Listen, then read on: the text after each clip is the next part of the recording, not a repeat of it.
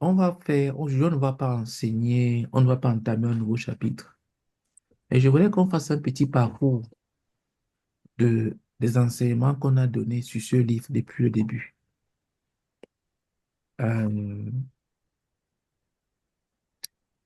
on avait dit que le mardi, normalement, c'est consacré à la prière et à la sanctification, à la sainteté, à l'intimité avec Dieu. Le lundi, c'est les enseignements sur les doctrines fondamentales. Le mardi, ce sont les enseignements sur la vie de prière et la vie de sanctification. Le mercredi, ce sont les enseignements sur le christianisme pratique. Là, on va voir formation des disciples, on va voir l'évangélisation, on va voir les livres sur la délivrance des démons. On va voir beaucoup de choses le mercredi. Mais le mardi, c'est les livres sur la sanctification et la prière. Euh, donc, nous avons commencé à étudier le livre Sanctifié et consacré pour le ministère spirituel. Ce soir, nous allons reparcourir ce que nous avons vu et nous avons élevé des sujets de prière, quelques sujets de prière pour nous. Vraiment, l'idée, c'est qu'on ne soit pas long, qu'on aille jusqu'au au maximum 21h30. On va recommencer avec les enseignements la semaine prochaine. J'avais voulu qu'on fasse une petite pause parce que euh, on n'est pas juste en train de courir, courir, courir parce qu'on veut achever des livres, on veut juste lire, lire, avancer. Non. Ma prière, c'est que quand on avance, on soit transformé. Que les enseignements que nous recevons nous changent, nous transforment. Si tu donnes un enseignement, toi l'enseignant, et qu'il n'y a jamais d'évaluation, il n'y a jamais de questions, il n'y a jamais de où tu t'arrêtes pour te poser, pour te demander, mais tout ce que je suis en train de dire, ça entre où? Ça va dans quelles oreilles? Ça produit quoi? Tu n'es pas un bon enseignant, tu n'es même pas du tout un enseignant. Tu es juste quelqu'un, tu es un mercenaire qui vient pour vomir tes choses et puis tu t'en vas. Tu ne t'intéresses pas aux gens à qui tu es supposé enseigner. Donc, et pendant ces moments-là, j'aurais aimé que plusieurs d'entre vous puissent ouvrir la bouche et partager et parler et dire les choses à partir du cœur selon sa propre vie à soi. C'est-à-dire que de ne pas chercher à donner des passages, des réponses, des choses adaptées, peut-être en te disant que voilà ce que peut-être que Jerry va entendre. Non. Te dis les choses telles que tu les conçois pour que si jamais tu les as mal conçues, qu'on puisse corriger. Et tel que cela est réel dans ta vie, ne dis pas les choses que tu ne connais pas. Donc, je vais commencer comme j'ai commencé hier. L'objectif de ce livre sanctifié, le livre est divisé en trois grandes parties. Euh, une partie sur la sanctification, une partie sur la consécration et à la fin, une partie sur le ministère spirituel. L'objectif du livre, c'est quoi? C'est de te permettre d'entrer ou alors d'effectuer un ministère spirituel. Parce que ce que beaucoup de personnes appellent ministère, service à Dieu, ministère spirituel, ce n'est pas réellement un ministère spirituel. Il y a des personnes qui croient être en train de servir Dieu, alors que ce qu'ils sont en train de faire, ce sont des abominations aux yeux de Dieu. Dans ce livre-ci, là, on présente la responsabilité du croyant. C'est-à-dire que dans toute chose avec Dieu, il y a toujours deux côtés. Il y a un côté qui est la responsabilité de Dieu et il y a l'autre côté qui est la responsabilité de l'homme. Dieu, Jésus-Christ a donné sa vie, il est mort à la croix pour nous sauver, mais il ne se repentira pour personne. Aucun homme ne peut se repentir à ta place.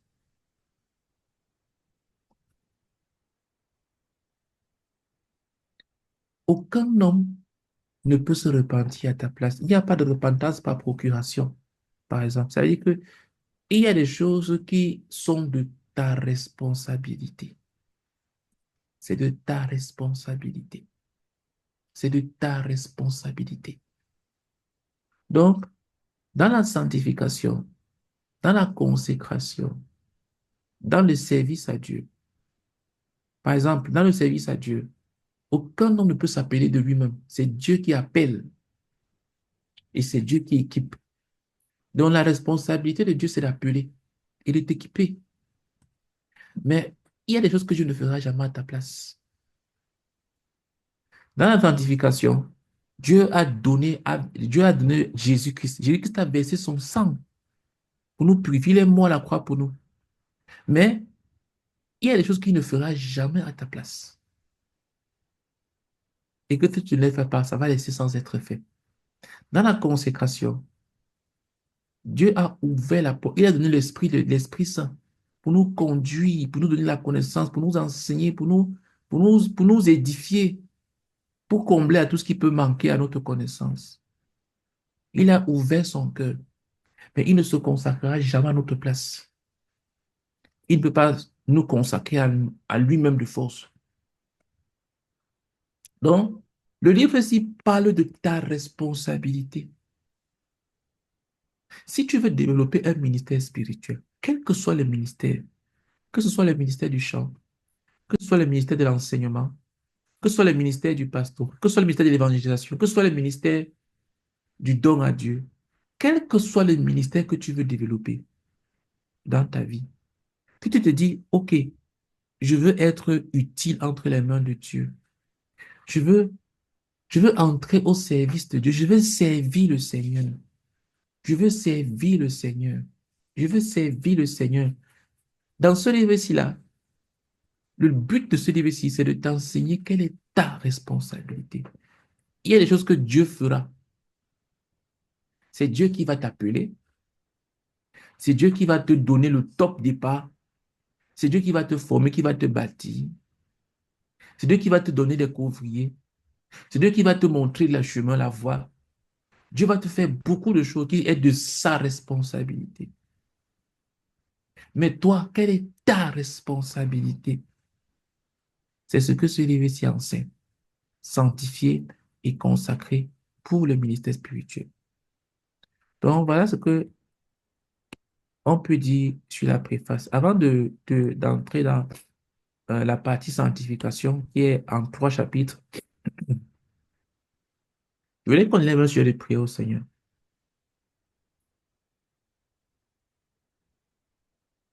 Je voudrais que tu, tu pries et que tu demandes au Seigneur d'ouvrir tes yeux pour voir qu'en ce qui concerne la sanctification, il y a des choses qui sont de ta responsabilité et que si tu ne les fais pas, elles vont rester non faites.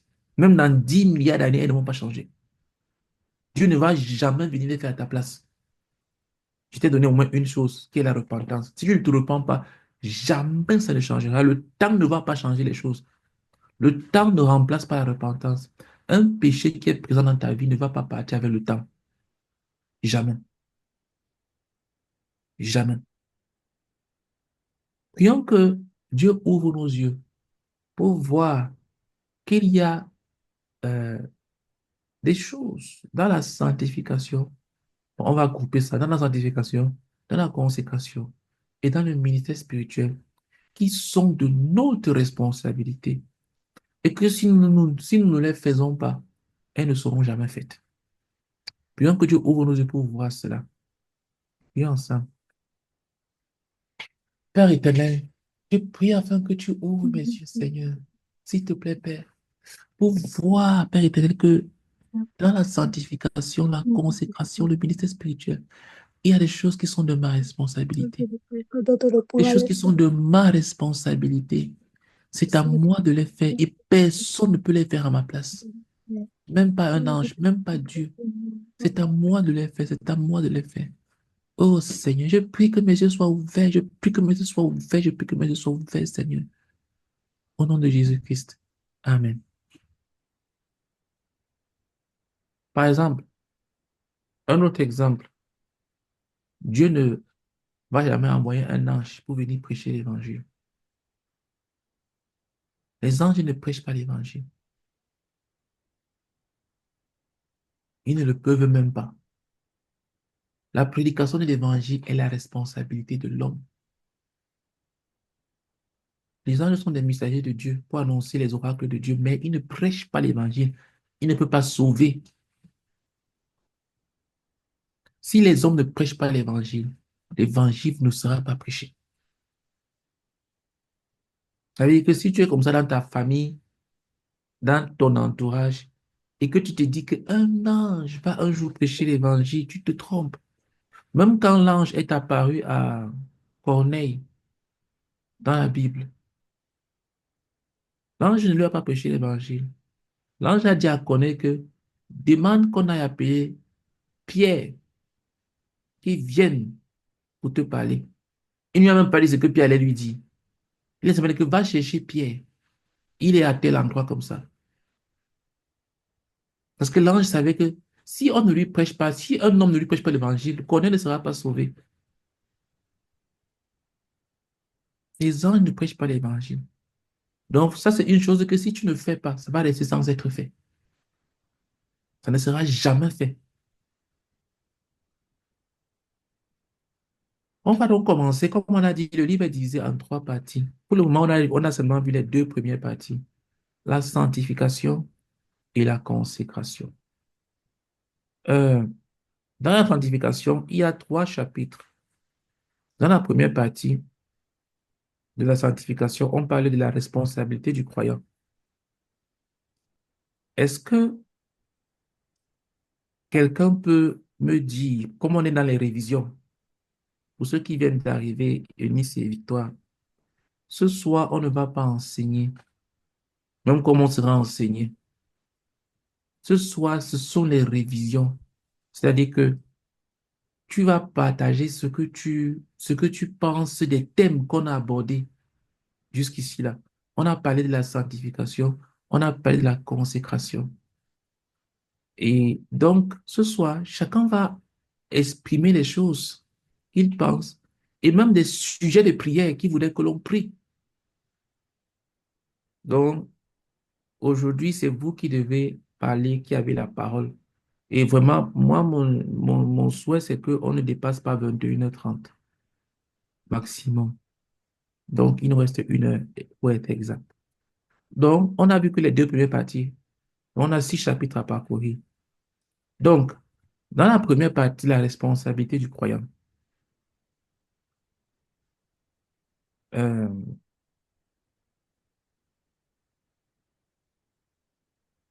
qui veut nous dire quelque chose sur ce qui c'est que la sanctification pour toi? Quelle est la responsabilité? J'ai donné quelques exemples. Mais pour toi, qu'est-ce que tu peux encore dire ayant écouté ces enseignements? Si tu parles à quelqu'un qui te dit que, ah, pour moi, c'est Dieu qui me délivre bon, comment dire, c'est Dieu qui s'occupe de mon péché. Moi, tout ce que moi je fais, je continue ma vie comme je veux. Tu vois quelqu'un qui va à l'église et qui en même temps va rencontrer des marabouts, des sorciers, des voyants le dimanche à l'église. Ou alors une personne qui part en boîte de nuit, elle danse toute la nuit, le samedi et le dimanche matin, elle s'en va à l'église au culte. Ou bien elle rencontre des pratiquants. Qu'est-ce que tu peux dire à une telle personne concernant la sanctification? Oui, Victoire, vas-y. Oui, ben moi je pense pour la sanctification, il faut être obéissant à la parole de Dieu aussi. Il faut Mhm, obéir. Et si on voit un frère qui tombe dans le péché, comme tu expliques là tout de suite, mhm, il faut le redresser en douceur. Il faut lui faire remarquer qu'il n'est pas dans les commandements de la parole. mhm. Oui. Pour moi, c'est Maintenant, ça. Et en la lien, repentance. Victoire, Repentance et action. Victoire, exprime un peu ça en rapport avec le service à Dieu. C'est-à-dire que quelqu'un, peut-être qu'elle chantre Mhm. ou a un ministère de chant. Et qu'est-ce que tu peux lui dire concernant sa sanctification?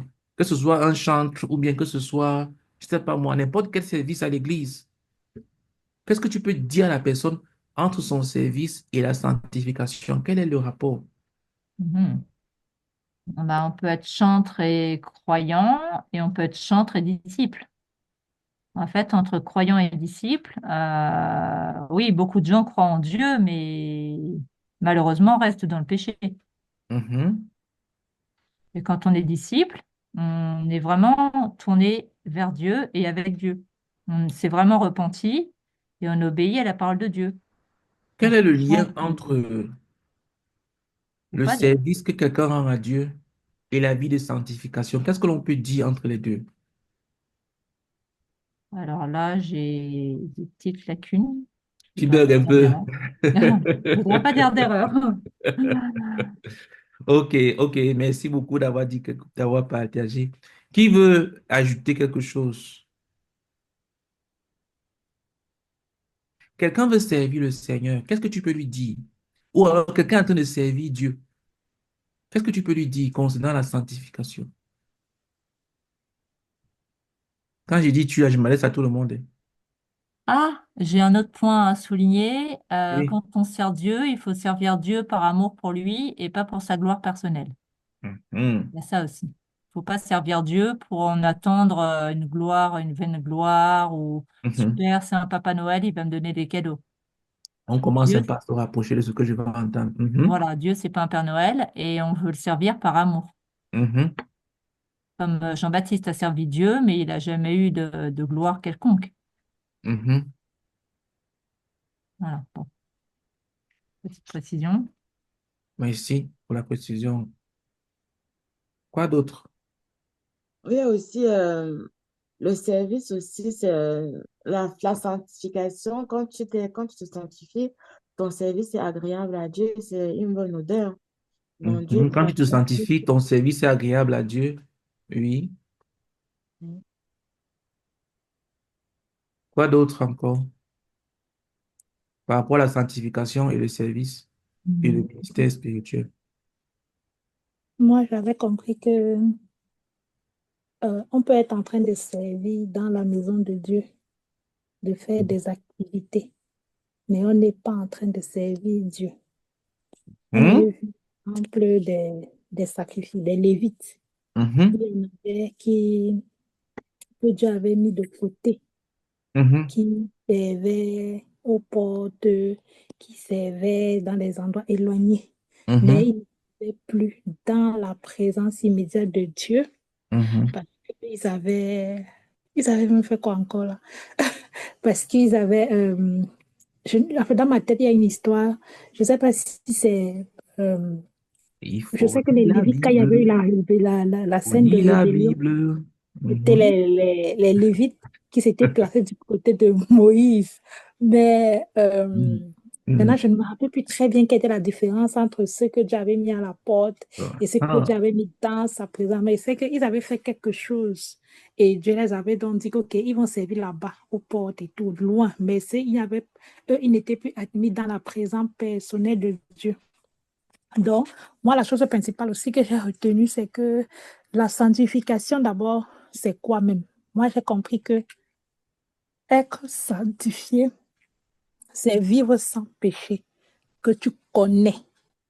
Ce n'est pas que tu es parfait, mais c'est que en l'état de ta connaissance personnelle devant le Seigneur, tu as mis ta vie en ordre dans la mesure de ce que, dans la limite de la lumière que tu as.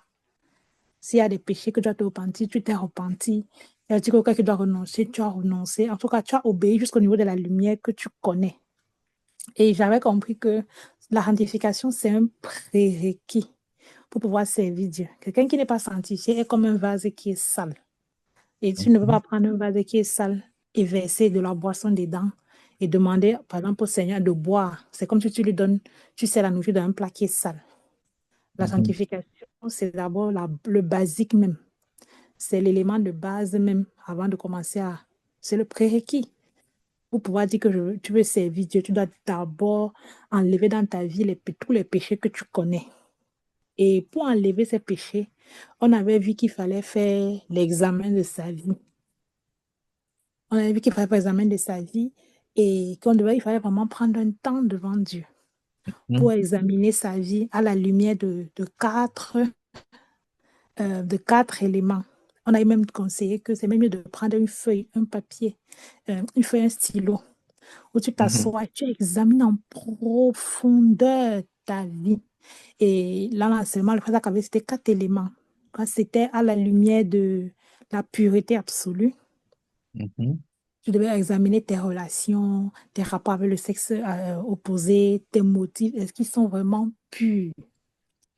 Tu devais également examiner ta vie à la lumière de la pureté, le non-égoïsme, à la lumière du non-égoïsme absolu. Mhm. Et le non-égoïsme absolu, ça voulait dire que tu ne dois rien faire étant centré sur toi, comme Victoire disait tout à l'heure. Tu ne dois pas chercher ta gloire. Tu ne Mhm. dois pas faire les choses pour toi. Tu dois examiner, t'assurer que tes motifs, tes intentions, ce que tu fais, c'est uniquement pour la gloire du Seigneur et pas pour toi. Il y avait également le troisième élément auquel on devait examiner sa vie, qui Mhm. était, dans je cherche, et là c'est non-égoïsme, non amour, il y avait pureté absolue, non-égoïsme absolu, attends. Aidez Martine, Victoire. Ah, c'est Ouais, que là, ouais, si oui. il y avait 4 du temps, c'est là, c'est dans ma tête, ma chanson en train de chanter dans mon Yeah. cerveau, en fait. Personne n'a l'écran devant lui. Comme j'avais Si, chanté sur ça, c'est en train de venir dans mon cerveau, j'avais le examine ta non-égoïsme. vie Le en non-égoïsme et l'amour absolu. non-égoïsme absolu. Mais oui, c'est écrit. Examine J'ai L'amour, même ta l'amour absolu, colorié. oui. Ah bon, moi je ne regarde pas l'écran, je ne savais pas Si, qu'il y si, C'est avait, ça si, que je si. demande à Victoire de C'est marqué. t'aider. il y avait pureté absolue, non-égoïsme absolu. L'honnêteté, la pureté, le En non-égoïsme et Et l'amour. l'amour absolu. amour, voilà, en amour absolu. Est-ce que tu aimes les frères, les autres et tout? Donc il y avait l'amour, la pureté, le non-égoïsme. Et le quatrième, c'est quoi? Et L'amour absolu. l'amour. Honnêteté, honnêteté Absolu. absolue. L'honnêteté. Oui. Ah, le Voilà, que tu premier, sois c'est honnête. honnêteté absolue. Voilà, que tu dois examiner ta vie en étant tellement honnête. Et il disait que tu regardes vraiment tous les domaines, tes relations, tes pensées, tes motifs. Tu prends le temps, tu es en profondeur et que maintenant tu sors de là, tu te repens des péchés que c'est te montre. Tu reçois du Seigneur quelles sont les restitutions que tu dois faire. Et au niveau, et quels sont les renoncements, quelles sont les choses que tu dois renoncer sur de ta vie. Et au niveau des restitutions, il a aussi conseillé que ne faut pas aller comme ça là à l'aveuglette, faire n'importe quelle restitution parce que tu peux commettre des gaffes au lieu de faire des réparations. Donc pour ça, il faut te tourner vers une personne mûre à qui tu vas quand même demander conseil avant d'aller faire tes restitutions parce que parfois les gens peuvent causer plus de dégâts avec une restitution alors que le but d'une restitution, c'est la réparation. Donc, ça, c'est dans la partie où nous sommes responsables en tant que personne. Parce que dans la sanctification, il avait dit qu'il y a la partie du Seigneur, qu'on arrive dans le chemin de la sanctification, où Jésus est mort à la croix, tu dois t'identifier, tu dois te considérer comme mort avec lui, ressuscité et tout. Ça, c'est la part de Dieu. Dans notre part, c'est cette partie-ci, où on doit donc s'examiner, se nettoyer, parce que si on n'est pas propre, tout service qu'on peut faire, est comme moi, est dégoûtant devant le Seigneur parce que c'est impur, ça. Moi, je vois que le péché, c'est comme quelque chose qui pue. Tout saleté, tout péché dans ta vie, tu viens pour servir Dieu avec ça, pue. Et ça peut pas être accepté, ça peut pas être comme une unité spirituelle. C'est juste de l'activisme. Mhm. C'est juste de l'activité. C'est quand tu auras même fait ça. Quand tu es d'abord propre, c'est même à ce moment-là que tu pourras parler consécration. Donc, on ne peut même pas d'abord consacrer à Dieu ce qui est sale. Parce que pour le servir, on a eu dans l'enseignement que tu dois d'abord te nettoyer, être propre. C'est même une fois Mhm. que tu es propre que tu te donnes à Dieu. Parce que tu ne peux pas te donner à Dieu étant sale. Et c'est quand Mhm. tu te donnes à Dieu, tu lui appartiens, que maintenant tu peux parler de service, qui est maintenant, ça devient maintenant un ministère spirituel. Donc, la sanctification, c'est comme cette partie nettoyage-là, au niveau de la lumière que tu as. Parce que chaque jour, il y a un nouvel niveau de lumière que nous avons. Mais ce que c'est attend de nous, ce n'est pas qu'on soit parfait en tout, mais c'est qu'au niveau de ce que nous, on connaît, que le péché au moins qu'on connaît, qu'on se repente et qu'on s'appuie sur lui pour continuer à avancer. Donc voilà ce que moi j'ai compris dans la sanctification. Alléluia. Tu as rassemblé au moins deux, euh, deux chapitres. Enfin, super résumé. Ouais, ouais, ouais, Ça, ouais. c'est Tout est l'avantage de expliqué. chanter. Super. Voilà, comme j'avais composé la chanson sur tout ça, ça 18 sur je 20. montait dans ma tête. Vous avez resté dans la À mémoire. 18 sur 20. Oui, C'est bien. oui, Victoire.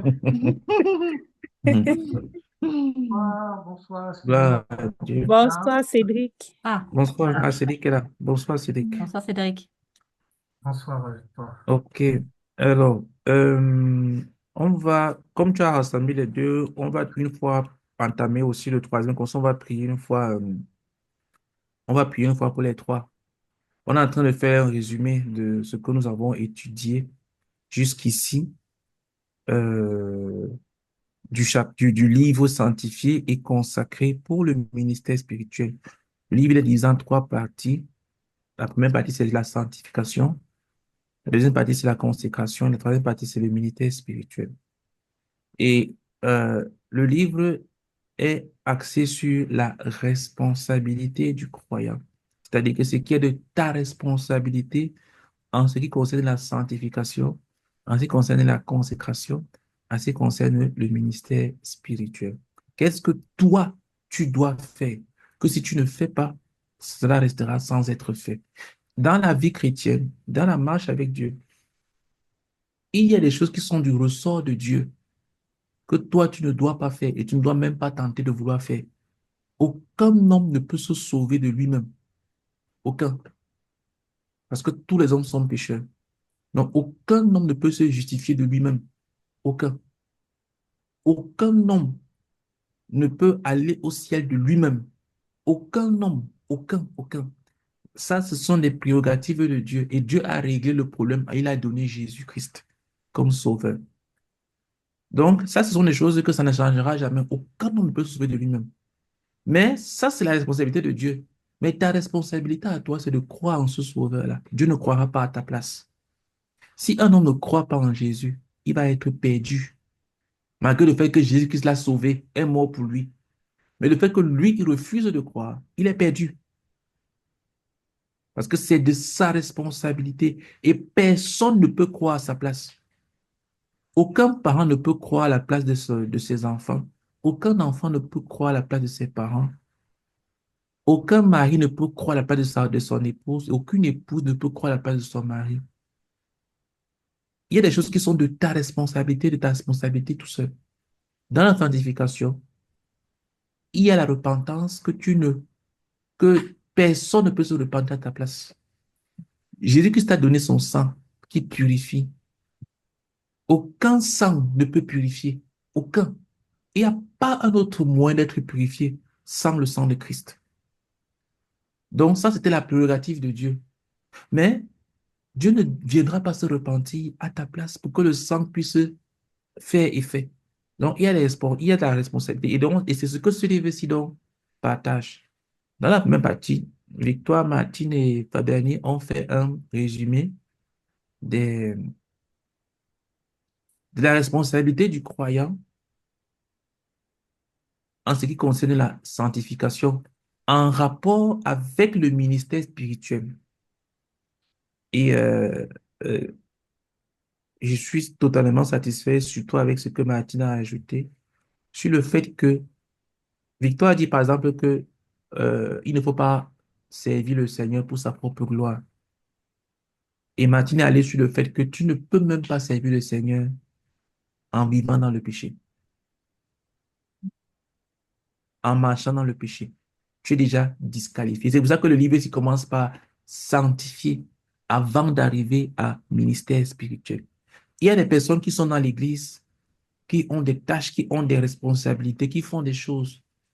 Mais qui que ce soit, qui que tu sois, si tu vis dans un quelconque péché, tu ne peux pas servir Dieu. Tu es totalement disqualifié. Et pour la petite histoire, Martine, et je reviens en disant qu'il faut lire la Bible. Parce que ce que tu as dit n'a absolument rien à voir.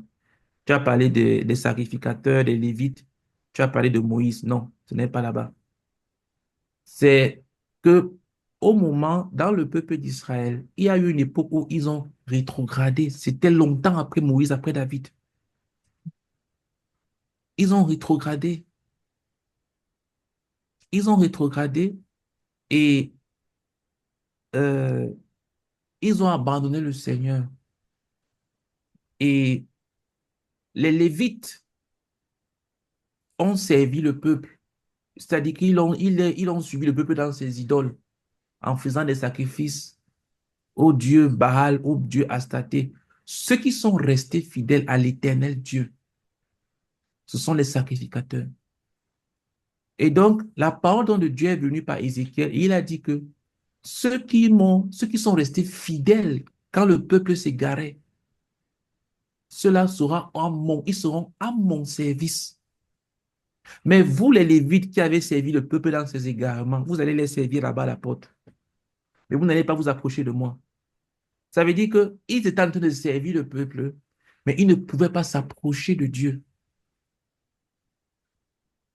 Donc, il y a des personnes qui peuvent être en train de faire des choses, mais ils ne peuvent pas s'approcher de Dieu. Parce que Dieu déteste leur façon de faire. J'ai failli dire que Dieu les déteste, mais je me suis souvenu qu'il doit être très sensible à ce genre de choses. Voilà, ça m'aurait surprise. Mais ce que je veux dire, c'est quoi? C'est que quelqu'un qui vit dans le péché, il attire la haine de Dieu sur lui. Surtout un enfant de Dieu. Parce qu'il est Mm. en train de se moquer du sang de Christ. Mm. Euh, Quelqu'un peut vivre dans le péché par ignorance, c'est-à-dire qu'il ne sait pas. Mais la Bible dit que quand tes yeux ont été ouverts, quand tu as connu la vérité, et que ayant connu cela, Mm. tu abandonnes, tu rejettes cela, tu dis, même comme je sais que Jésus était mort pour moi, je vais continuer à vivre dans le péché. La Bible dit qu'il ne reste plus de sacrifice pour te sauver. Tout ce qui t'attend, c'est une colère ardente de Dieu. Une colère ardente parce que tu te moques du sang de son fils. Donc, dans les deux chapitres qu'on vient de voir, tu ne peux pas entrer dans le service de Dieu si tu n'as pas réglé la question de la sanctification. Si tu es encore en train de vivre dans un quelconque péché, tu es disqualifié. Tu es disqualifié. Si ton cœur est encore attaché au péché, tu es disqualifié. C'est ce que le premier chapitre nous enseigne. Chapitre 1. Tu es disqualifié. Chapitre 2 nous parle de façon pratique comment se séparer du péché. Il a axé ça, comme Martine a dit, autour des 4 thèmes. Travailler sur l'honnêteté absolue. Examiner ta vie au travers de l'honnêteté absolue. Comment est-ce que tu es? On ne va pas revenir dessus, c'est une révision et Martine a partagé dessus. La pureté absolue, le non-égoïsme absolu, l'amour absolu. Donc, dans le troisième chapitre, là, on parle des fruits de la repentance. Donc, avant qu'on ne prie, comme on a déjà jumelé les deux, au départ, je voulais qu'on parle de un chapitre, mais bon, l'Esprit nous a conduit à jumeler. Donc, euh, je voulais que vous nous dites un peu, c'est quoi le fruit de la repentance? Quand quelqu'un se repent, quand tu dis que, OK, je me suis repenti, la suite, c'est quoi? Réellement, quand tu t'es réellement repenti devant Dieu, qu'est-ce qui se passe dans ton cœur? Qui veut nous partager? C'est Et quoi le Il y a, fruit de la vraie repentance? Oui, vas-y. il y a un vrai changement d'attitude.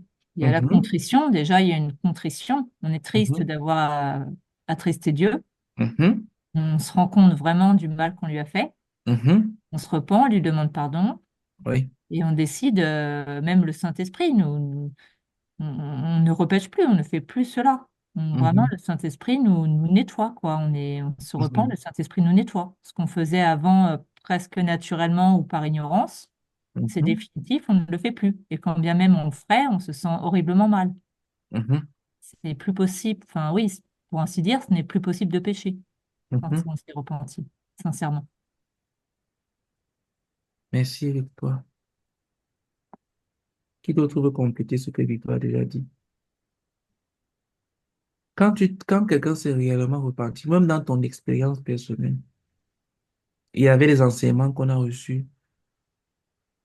Victoire a partagé sur le fait que, voilà, il y a un changement d'attitude, on ne recommence plus, et ainsi de suite.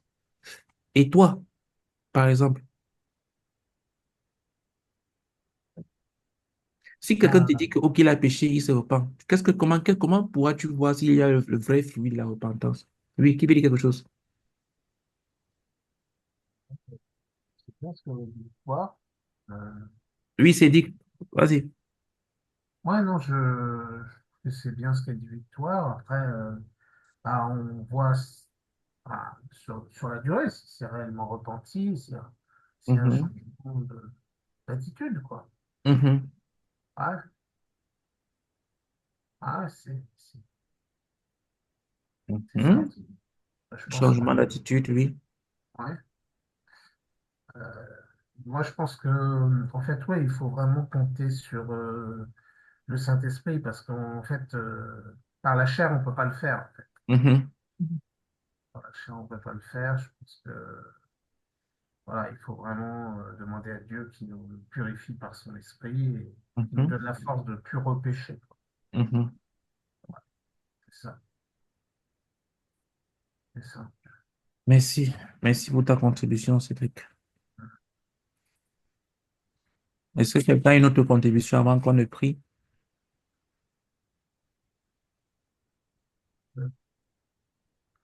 Euh, Moi, je pense que lorsqu'une personne se repent, en plus de tout ce que Victoire et Cédric ont dit, hein, c'est juste compléter. Déjà, comme Victoire disait, on va voir son attitude va changer. Il y aura un changement de comportement. Par mhm. exemple, si la personne mentait, elle ne va plus mentir. Si la personne volait, elle ne va plus voler. Mhm. Mais je pense que l'autre chose aussi qui peut être visible, c'est aussi la restitution. C'est que Mhm. là où la personne a causé du tort, elle va ressentir dans son cœur que le Seigneur la pousse à Mhm. aller réparer. Parce que moi, je pense vraiment qu'une vraie repentance qui a été sincère, profonde, le Mhm. Seigneur te pousse à aller réparer lorsqu'il y a réparation qui peut être faite. Par Et exemple, tu ça, as insulté quelqu'un par exemple, si tu as ouvertement. insulté quelqu'un, le Seigneur va te demander d'aller demander pardon à la Pardon. personne. Mhm. Par exemple, tu as volé l'argent de quelqu'un, le Seigneur va te demander d'aller rembourser. Mhm. Par exemple, tu as dit quelque chose, ce n'était pas vrai. Quand tu vas venir demander pardon au Seigneur d'avoir menti, le Seigneur va te dire de repartir voir la personne et lui dire, bon, je t'avais menti, voici la vérité. Mhm. Ça, c'est pour moi, quand on te repent profondément, le Seigneur pousse à aller réparer le Mhm. tort causé. Parce que Dieu, c'est aussi un Dieu de justice. Ouais. Et ça, c'est un fruit visible que tu nous as demandé qu'est-ce qu'on voit de dehors. Donc, Mhm. pour moi, c'est ça qu'on va voir. On va voir que la personne a changé d'attitude Mhm. et on va voir aussi que la personne répare. Et Mhm. moi, et au niveau de l'intérieur, pour ça, c'est pas visible, mais moi, je pense que quand quelqu'un s'est aussi vraiment repenti, il reçoit la paix et la joie du cœur. Mhm. Parce que quand on est, bon, sauf si on n'est pas enfant de Dieu, mais quand on est enfant de Dieu, le péché te tourmente. Le péché te tourmente vraiment, ce qui fait que tu perds ta joie, tu perds ta paix, tu perds Mhm. ton repos. Tu peux devenir irritable, impatiente, parce que tu n'es plus bien à l'intérieur. Mhm. Parce que tu es troublé. Le Saint-Esprit te trouble pour t'amener à la repentance. Et quand tu te repens, donc, tu vas retrouver cette paix, ce repos. Si par exemple, c'est ces péchés qui te poussaient à devenir irritable, colérique, d'être sensible, tu vas retrouver, tu vas cesser d'être irritable, tu vas cesser d'être sensible parce que tu vas retrouver la paix du cœur, tu vas retrouver la joie du cœur. Et ça aussi, ça peut se voir. Bon, moi, voilà les,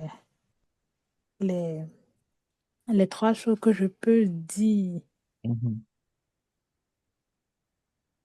Et bon, peut-être que ça, c'est... Bon, si j'ai dit ça, c'est que je pousse plus loin à cause d'une lecture d'un livre, peut-être d'un livre du frère Watchmani. Mais il disait que lorsque tu as donc, si tu t'es repenti et que tu as réussi à, je peux dire, avoir la victoire sur un péché et que tu as été libéré de ce péché, il disait que non seulement la première chose, c'est que tu pourras maintenant discerner quand il se manifeste chez les autres. Mhm. Parce que toi, tu auras traversé ce cap. Et en plus, comme tu auras été libéré, tu pourras maintenant peut-être même aider les autres par rapport à ça, mais uniquement au niveau que toi, tu as été, tu as eu la victoire. Tu ne pourras jamais les amener plus loin que là où tu es allé. Mhm. Mais tu pourras, si tu as eu un niveau de victoire sur ce domaine, tu pourras discerner quand ça va se manifester jusqu'au niveau que toi, tu as été et tu pourras amener les gens, les conduire ou les conseiller ou je sais pas, les aider jusqu'à la dimension que toi aussi, tu as atteint. Mhm. Donc, c'est pour ça, je ne sais pas ce que c'est pas dans ces livres, ça c'était dans un livre du frère Watchman. Oui, c'est la même doctrine, c'est la même chose que le faisait cancer. Mhm. Tu ne peux pas donner aux gens ce que tu n'as pas. Et tu ne peux pas conduire les gens sur un terrain que toi-même tu n'as pas parcouru. Et c'est tout à fait normal. Ok. Gloire à Dieu. Euh, Mhm. nous allons prier maintenant par rapport à tout ce que vous avez dit. Euh, donc, je résume un peu et puis on va donner les sujets de prière. La première chose, c'est que euh, tu dois comprendre que sans une vie de sanctification, je suis exclu au service spirituel. Que ce soit clair dans la tête, dans l'esprit, dans le cœur de chacun d'entre nous. Que si je renonce à la sanctification, si je vis pleinement dans le péché, quel que soit ce que je peux être en train de traverser en ce moment, quel que soit ce que je peux être en train de faire en ce moment pour Dieu, ce n'est pas pour Dieu. Ce n'est pas pour Dieu. Peut-être que je suis un grand chanteur. Tout le monde, tous les gens chantent mes chansons de Dieu, où je dis Alléluia, je fais des clips qui font des millions de vues sur YouTube. Ou alors, dès que je prends le micro, tout le monde chante doucement. Mais je sais dans mon cœur que je vis dans le péché. Que je sache que je suis disqualifié. Je ne suis pas en train de servir Dieu. Ça, c'était l'exemple de chantre. Et ça s'applique pour tout. Par exemple, pour moi qui enseigne la parole. Si je suis en train d'enseigner la parole de Dieu et que je vis dans le péché, il y a un homme qui était un grand enseignant de la parole de Dieu. J'ai même certains de ses livres ici, là. Un grand enseignant de la parole de Dieu, prolifique, qui enseigne de grandes choses que je respecte. Le fait que j'ai encore ces livres, c'est parce que je trouvais ses enseignements corrects. Il a fait de grandes conférences dans le monde, voyageant, parcourant le monde pour parler de Dieu. Mais il est mort dernièrement, enfin, il y a quelques années, quelques temps. Et quand il est mort, plusieurs femmes sont venues dans son ministère dire qu'il couchait avec elles. C'était un homme marié avec des enfants. Plusieurs, pas une seule, pas deux. Plusieurs sont venus dire que pendant ses voyages, il partait prêcher, enseigner.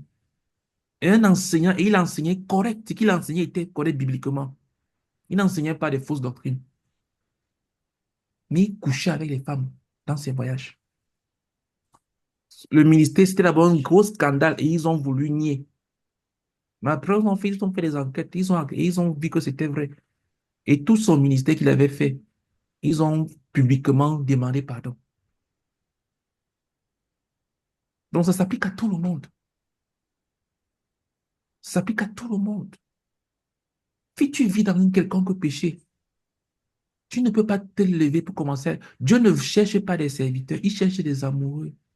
Dieu n'est pas languissant après ton service, après ton sacrifice. Dieu languit après ton cœur, après ton cœur. N'oublie jamais cela. Il n'y a rien qui soit au-dessus de ton intimité avec Dieu. Aucun service, aucun sacrifice, aucune douleur, aucune souffrance pour Dieu ne peut être au-dessus de ton intimité avec Dieu. Rien. Donc, prions premièrement que Dieu nous accorde la grâce de bien saisir que sans sanctification, nous ne verrons pas la face de Dieu. Nous sommes disqualifiés. Et c'est ce que la Bible enseigne. Que si nous ne marchons pas dans la sanctification, nous sommes disqualifiés. On ne verra pas sa face. Que chacun de nous intègre cela dans son cœur pour que tu comprennes que les hommes peuvent t'élever. Tu peux avoir des grandes positions, tu peux voir des grandes choses. Mais si tu vis dans le péché, et puis tu connais quelqu'un qui est un pasteur, dirigeant, évêque, apôtre, prophète, docteur, tout ce que tu veux, et qui est en train de vivre pleinement dans le péché, sache que ce n'est pas un serviteur de Dieu, c'est un serviteur de Satan, de Lucifer. Mm. Même s'il prie, les gens guérissent. C'est un serviteur de Lucifer. Mm. Son rôle, c'est d'envoyer les gens en enfer. Mm. Même s'il prie au nom de Jésus, les gens guérissent. Mais tu le vois vivre dans le péché. C'est pour ça que souvent j'entends des histoires du genre, telle femme a couché avec tel pasteur, tel homme de Dieu. Je me demande, mais à quel moment est-ce qu'un homme de Dieu peut te convaincre que le péché n'est pas un péché? Sur quelle base un homme, sur quelle forme il peut te toucher, te dire des choses, et il est un homme de Dieu, tu ne lui donnes pas une gifle? Comment? Qui que ce soit qui vit dans le péché est un homme de Satan, c'est pas un homme de Dieu. Si tu vois un homme vivre dans le péché, quand il dit, je n'ai pas dit qu'on ne peut pas tomber, il ne peut qu'il tombe. Je dis quelqu'un qui pratique, c'est-à-dire il vit de façon répétée. J'ai entendu des histoires, une fille qui dit qu'elle sortait avec un pasteur. C'est-à-dire qu'ils avaient une relation, ce n'était pas que c'était un accident. C'était entretenu, le pasteur était marié Mm. Voilà. et c'est entretenu, c'est-à-dire que elle a seulement été choquée. Ce qui l'a blessée et qui a fait qu'elle arrête la relation et qu'elle quitte l'église, c'est parce qu'elle s'est rendue compte qu'elle n'était pas la seule. Wow. Il y avait d'autres sœurs à l'église qui sont également avec le même pasteur. Eh ben, oh, Waouh. grave ça. Oh là là. Donc, ce que je veux dire, c'est quoi? C'est que il ne faut pas que un quelconque titre, un quelconque, parce que le monsieur enseigne, il fait des choses, des miracles, les gens sont guéris, il fait des trucs, te fait croire que c'est un serviteur de Dieu. Si tu vois quelqu'un qui vit dans le péché, il peut avoir combien de péchés, il se repent. Peut-être il a couché avec une femme ou bien il a pris de l'argent. Il demande pardon à Dieu, il arrête ça. Et c'est quelqu'un qui passe son temps à piquer dans la caisse, enseigner aux gens comment voler l'argent des fidèles, tromper les gens. Ce n'est pas un serviteur de Dieu, c'est un serviteur de Satan. Donc, prions que Dieu ouvre nos cœurs, que ce soit clair dans notre esprit, que quiconque ne marche pas dans la sanctification n'est pas en train de servir Dieu, il est disqualifié. Prions ensemble. Père éternel, nous prions. Oh Seigneur, que Seigneur, tu nous mettes prions. dans le Père, cœur de chacun accorde-nous le d'entre nous Seigneur. ta vérité Dans selon mon laquelle cœur de voir que quiconque quiconque est en Prions train que de Dieu marcher dans la qui sanctification marche n'est dans le pas en train de péché, te Seigneur, servir je et ne est peux pas être en train de disqualifié te pour servir servir, Dieu. Seigneur. Est Donne-moi de voir, de comprendre que disqualifié, est quiconque marche disqualifié, justement servir dans le disqualifié, Dieu. péché n'est plus disqualifié. Il disqualifié faut pour ton accéder à Oh la service. Peu Seigneur, sanctification. importe ce vise, que oh Seigneur, il peut te vise. Zéro montrer à péché dans nos vies. Quiconque l'extérieur. vit dans Zéro le péché péché dans est ta vie de disqualifié pour servir servir Oh, Dieu. le je Seigneur. t'en supplie, Zéro Seigneur. péché dans ta vie de Donne de servir voir Dieu, Seigneur. cela, Nous Seigneur. puissons le Mets Seigneur cela Jésus. devant la Donne-moi Dieu. une vie Dans avec le nom de zéro péché, Seigneur. Amen. Au nom de Jésus. Amen. Amen. Euh, Deuxième sujet dans le deuxième chapitre, sur la sanctification. Prions enfin que le chapitre 6 est un chapitre pratique. Vraiment, je vous conseille d'acheter le livre. Achetez le livre. Voici le titre du livre. Sanctifié et consacré pour le ministère spirituel. C'est sur Amazon. Le livre ici, je l'ai lu en 2005 et ça transforme ma vie radicalement. Ça m'a changé de façon radicale. C'est grâce à ce livre ici que je suis parti comme missionnaire pour aller servir Dieu. Quand je l'ai lu, Dieu m'a parlé clairement. Il m'a appelé à son service. Donc, tu peux t'en procurer et le lire. Donc, dans le deuxième chapitre aussi, ça parle de, comment dire, de la pratique, c'est-à-dire comment traiter ton cœur si tu veux réellement marcher dans la sanctification pour ne pas te faire des illusions et dire que, oh Seigneur, je vais te sanctifier, je vais te sanctifier. Et pourtant, tu n'es pas en train d'agir dans cette direction. Tu dis que tu veux être sanctifié. Parce que, comme je vous ai dit, il y a des choses qui sont la responsabilité de Dieu. Et il y a des choses qui sont de notre responsabilité. Pour nous, en tant qu'enfants de Dieu, nous sommes saints par le sang de Jésus-Christ. Tout enfant de Dieu est saint et est appelé saint. On n'est pas sanctifié par les œuvres, on est sanctifié par le sang de Jésus-Christ.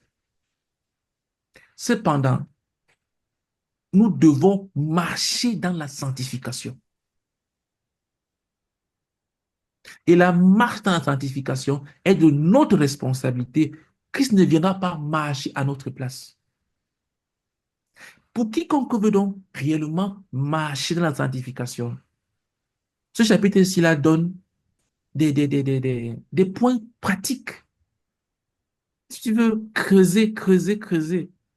J'écoutais un enseignement, dernièrement, on disait que pour toute semence, parce que nous avons reçu la nouvelle vie de Christ, mais pour que la nouvelle vie de Christ puisse vraiment se développer en nous, avant qu'elle puisse même réellement entrer en nous, il faut d'abord que l'ancienne vie la sorte, disparaisse, s'en aille. Pour que les grandes choses que Dieu a mis en toi se développent, il faut d'abord racler toute la poussière, toute la terre de l'ancienne vie, de la mauvaise vie qui était là. Pour ceux qui ont fait un peu d'agriculture, quand on doit semer quelque chose, il faut qu'on creuse la terre. Il faut qu'on enlève les mauvaises herbes. Et on creuse la terre. On ne prend pas la semence et on jette comme ça parmi les mauvaises herbes. On creuse le sol, on met la semence. Donc, si tu veux creuser ta vie, creuser, examiner en profondeur, afin que la lumière de Dieu puisse briller au travers de toi, il y a 4 points que tu peux analyser ici. L'honnêteté absolue, la pureté absolue, le non-égoïsme absolu, l'amour absolu. C'est détaillé ici dans le chapitre, mais on ne va pas revenir dessus. Ce qu'on va prier, c'est quoi? C'est que prions afin que nous coopérions pratiquement avec Dieu dans notre sanctification. Que nous ne soyons pas passifs. Prie que tu coopères, que tu traites. Parce que si tu es un enfant de Dieu, alors tu as le Saint-Esprit en toi. Et le Saint-Esprit de Dieu va te montrer le péché. Va te dire quelles sont les choses qui ne sont pas correctes dans ta vie. Aucun enfant de Dieu ne peut dire, ma vie n'est pas correcte, mais je ne sais pas ce qui ne va pas. Tu mens. L'Esprit de Dieu va toujours pointer le doigt pour dire, voici ce qui n'est pas correct dans ta vie. Tu le sauras.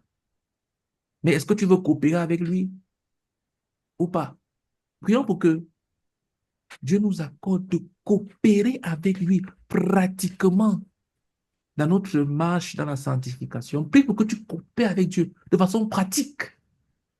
C'est-à-dire que Dieu te conduit, te dit, il y a ça que tu dois traiter, tu traites. Il y a ça que tu dois traiter, tu traites. Il y a ça que tu dois traiter, tu traites. Il y a telle personne que tu dois appeler pour demander pardon, tu appelles, tu demandes pardon. Il y a cette personne, il y a cette activité que tu dois arrêter de faire, tu arrêtes de faire cette activité. Il y a cette personne sur laquelle tu ne dois plus parler, tu cesses de parler à cette personne. Il y a ceci que tu dois faire, ainsi de suite, ainsi de suite, et ainsi de suite. La coopération pratique.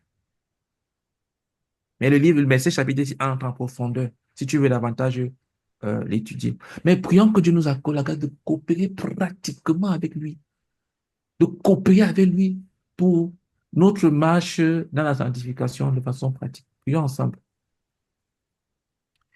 Seigneur Dieu, nous prions, oh Père éternel, que tu bénisses chacun d'entre nous et que tu nous accordes la grâce de coopérer avec Accorde la toi, de grâce de coopérer coopérer avec avec toi, toi Seigneur, dans je t'en tout ce supplie. que tu nous montreras Seigneur, demande de pour coopérer avec toi de manière marcher pratique. pratiquement dans Parce une que tu vie me de montres, oh, sanctification. demande de ne pas Père céder, éternel, Seigneur. visite-nous, Je me Seigneur, prends d'ici, mon visite-nous, Père. visite-nous, Demande visite-nous, d'obéir que oh tu me Dieu. montres, de me Accorde-nous de repentir que tu me coopérer, montres, d'obéir, de Seigneur, coopérer avec toi dans la pratiquement, Père supplication, au éternel, dans renoncement à tous tout les ce aspects que que tu tu nous m'as dit. montreras, Père, Dans ce même style que au tu nom as de dit. Jésus-Christ. Demande de coopérer Amen. avec toi, au nom de Jésus. Amen. Amen. Et le troisième chapitre, ce sont les fruits de la repentance.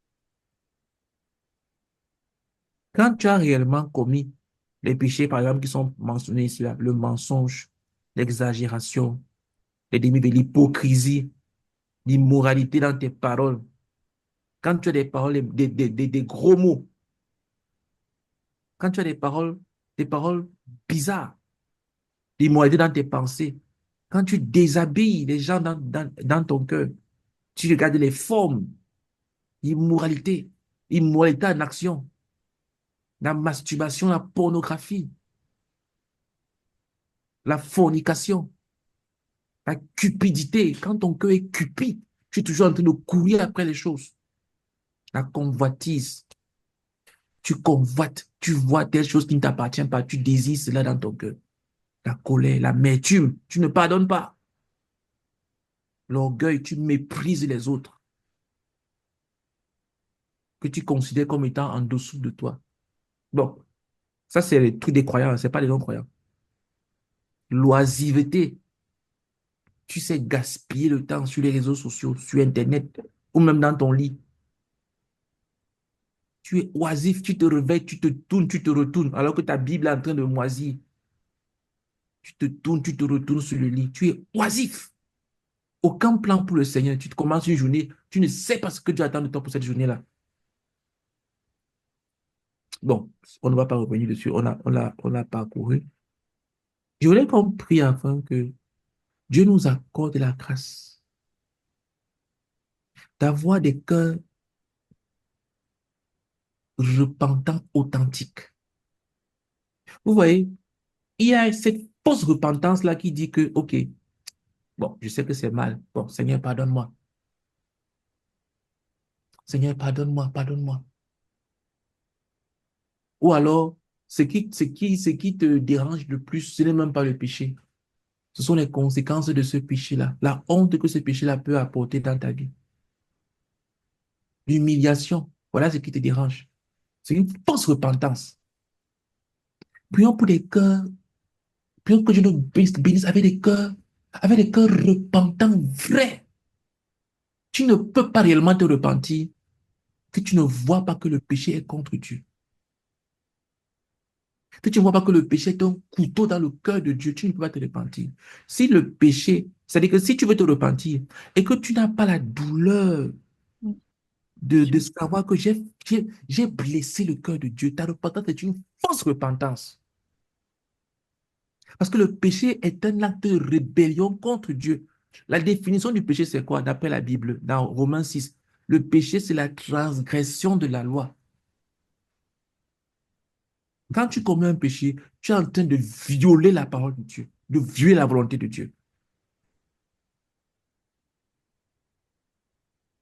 Et tu ne peux pas te repentir réellement si Dieu n'a pas ouvert les yeux pour que tu puisses voir que j'ai mal fait contre Dieu. J'ai blessé le cœur de Dieu. Si ce n'est pas ça qui te fait d'abord mal, tu as une repentance contrefaite. Si ce qui te dérange, c'est que tu as mal, tu as blessé le cœur de quelqu'un, ou bien ça s'arrête là. C'est bien, mais ce n'est pas suffisant. Ou bien que ce qui te dérange, c'est que comment quelqu'un comme toi, tu as pu tomber dans ce genre de choses. En fait, c'est ton moi qui est blessé, ton orgueil, ton amour propre. Comment moi, une personne comme moi, j'ai pu faire ça. Et tu crois que c'est repentant. Tu dis même que vraiment, je ne mérite pas d'être. Oh Seigneur, je ne mérite pas. Il y en a qui disent comme ça, oh, ils ont péché, ils ne méritent pas, ils croient qu'ils sont trop spirituels. Je ne mérite pas ton pardon. Ça, c'est la bêtise. Ce n'est pas spirituel de penser comme ça. Je ne mérite pas ton pardon. Tu es en train de dire à Dieu qu'il est fou en mourant à la croix pour toi. Comme si tu t'avais consulté. Non. La vraie repentance, ça commence quand tu comprends que le péché est contre Dieu. Tu as blessé le cœur de Dieu.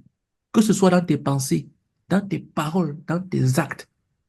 Quand tu comprends que la pensée, si là que j'ai entretien là, c'est en train de faire mal au cœur de Dieu, tu commences à comprendre que tu es sur le chemin de la vraie repentance.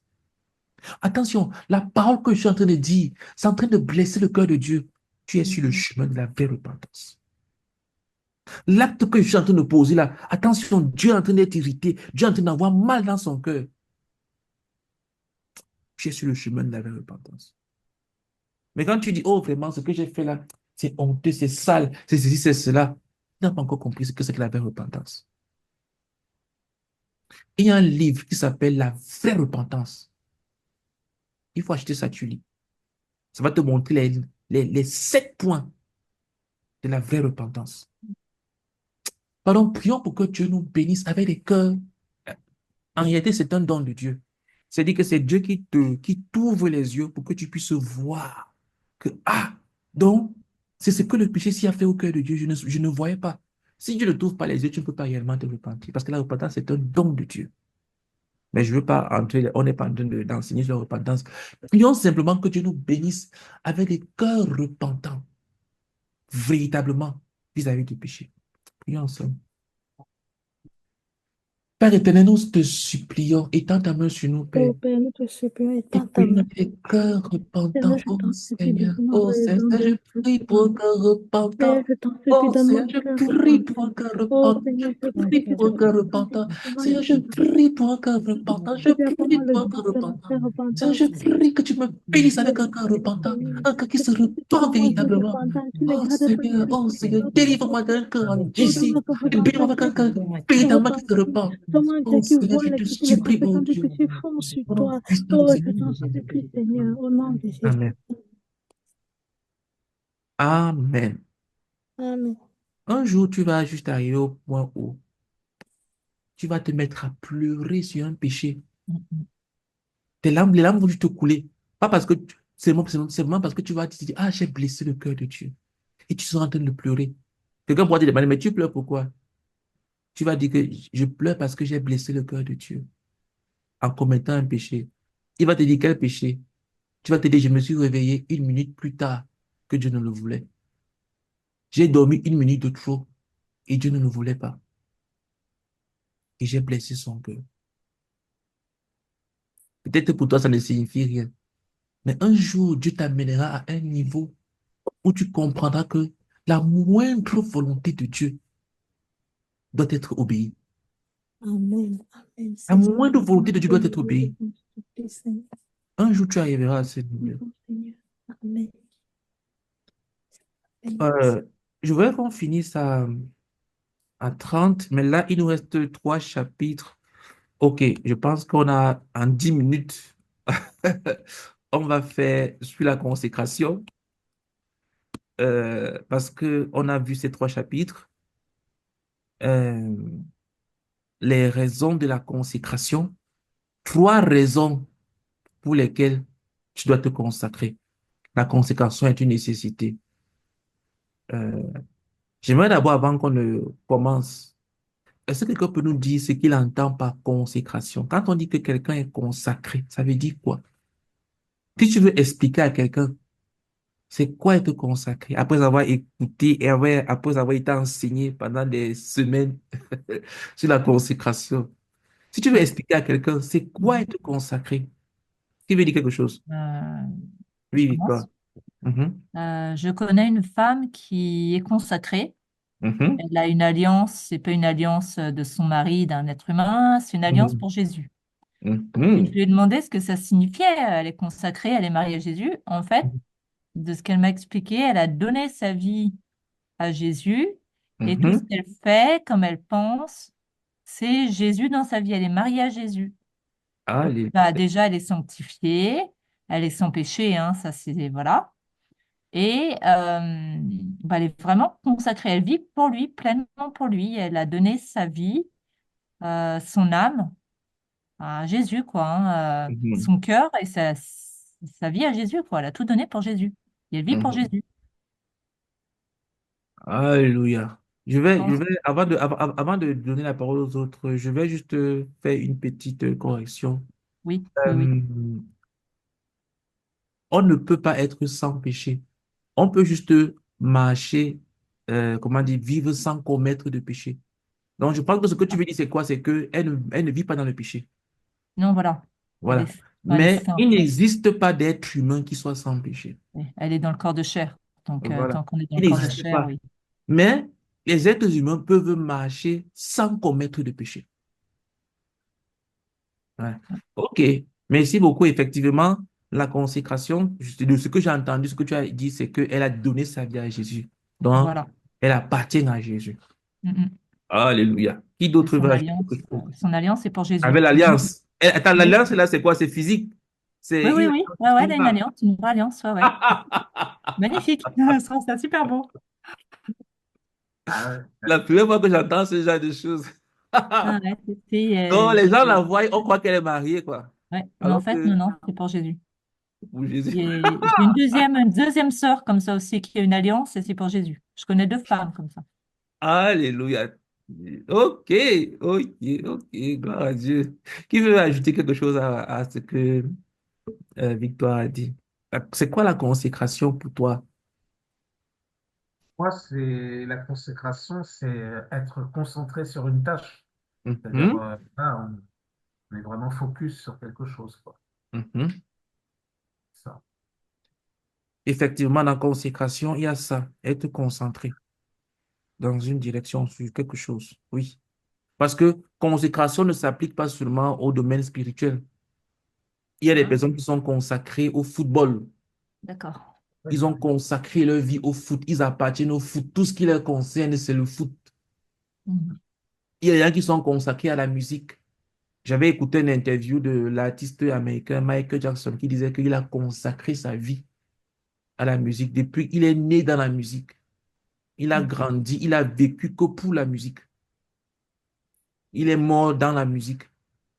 Donc, il y a des personnes comme ça qui sont consacrées à quelque chose. C'est pas seulement dans le côté spirituel. Mais nous, ici, là, on est dans la partie spirituelle. Mais voilà, je voulais juste rebondir sur ce que Cédric a dit. On peut OK. remplacer le mot consécration par être focus, Euh, être focalisé, être focus. oui, ça peut être dit. Mais je crois que consacrer encore est beaucoup plus fort que ça. D'accord. Mais ça contient effectivement ce que tu dis là, être focus. Mhm. Parce que tu peux être focus dans quelque chose, mais ne pas appartenir. Parce que dans la consécration, il y a le mot appartenance. D'accord.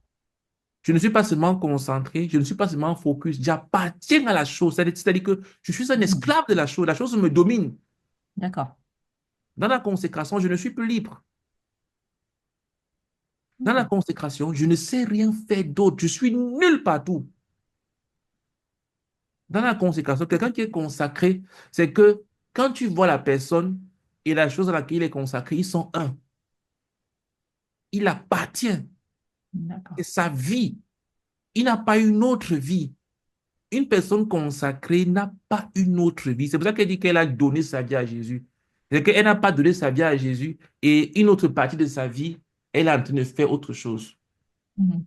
Quand je suis consacré, j'appartiens totalement à la chose à laquelle je suis consacré. Sinon, je ne suis pas consacré. Je suis focus, je suis concentré, mais je ne suis pas consacré. Consacré signifie que j'ai perdu ma liberté. J'appartiens à cette chose-là à laquelle je me suis consacré. Il s'est consacré à son travail. Son travail, il vit pour son travail. Il appartient à son travail. Il dort au bureau. Il vit. C'est-à-dire, tu vas voir son foyer, sa famille est détruite. Son mariage est détruit. Mais tout ce qui importe dans sa vie, c'est sa carrière. Il est consacré à son travail. C'est son travail. En fait, il ne travaille plus, comment dire, c'est son travail comment je peux dire ça? C'est-à-dire qu'il appartient à son travail. Il est consacré. C'est des personnes qui sont consacrées à l'argent. Ils vivent pour l'argent. Donc, Ok. voilà, nous on parle ici, oui. Quelqu'un d'autre va ajouter un truc sur la consécration ou alors ce qu'on a dit n'est pas seulement sur la définition. Qu'est-ce qu'on peut dire sur la consécration? Il nous reste 4 minutes. Qu'est-ce qu'on peut dire sur la consécration? Qu'est-ce que tu peux dire? Pour moi, dans la consécration, je vois le fait de se donner soi-même. Mhm, Tu te donnes toi-même à quelque chose ou à une personne pour lui appartenir. Tu renonces à tes droits. mhm, Tu n'as plus aucun droit sur toi. Désormais, c'est la personne à qui tu t'es consacré ou la chose à qui tu t'es consacré qui est devenue le propriétaire de mhm, toi-même. Toi-même, tu mhm, n'as plus de mots à dire, tu n'as plus de rien. Tu t'appartiens plus, tu as renoncé et tu l'as fait volontairement. mhm, Et voilà, et dans la consécration, c'est à 100%. Ce n'est pas que tu peux te consacrer à 80% et tu dis que non, 20%, je garde pour moi. Non. Dans mhm, la consécration, surtout quand c'est Dieu, c'est tout ou rien. Totalement. Mhm. C'est pas mhm, 99% Dieu, je garde un peu 1%. Non. C'est que tu mhm, donnes tout ou alors tu gardes, tu laisses tomber. mhm. Alléluia. Bon, maintenant, donc, ça, c'était la définition de la consécration. Maintenant, donc, par rapport à ce chapitre-ci là, pourquoi est-ce que la consécration, quand quelqu'un veut servir Dieu, quand nous, même pas servir Dieu, en tant qu'enfant de Dieu, pourquoi est-ce que nous devons nous consacrer? Pourquoi est-ce que tu dois être consacré? Bah, parce qu'on ne peut pas servir de maître. Mhm. Soit on laissera l'un et on détestera l'autre, ou soit on adorera l'un et on détestera l'autre. Mhm. Effectivement, on ne peut pas servir de maître. Mhm. Une autre raison. Il y en a trois au moins qu'on a étudié. Je présente les trois là devant vous. Au niveau des trois, pourquoi on doit être consacré? Parce que euh, on a dit, bon, je crois que c'est parce que Dieu a le droit même d'abord sur notre vie. Il y avait Oui. une expression que j'entendais toujours, souvent Ah, les ce gens n'est prennent. pas un examen, tu peux regarder l'écran, hein. Ce Ah n'est pas bon, ouais. une théorie. Parce que je mets l'écran là justement pour que vous puissiez voir et Ah, moi, orienter. je Ce ne n'est regardais pas comme pas. si c'est interdit de lire ce qui est écrit sur l'écran. Moi, je cherchais qu'est-ce que j'ai retenu. Non, En tu fait, peux lire, mais si tu n'as pas vraiment retenu, ça ne va pas suivre quand tu vois.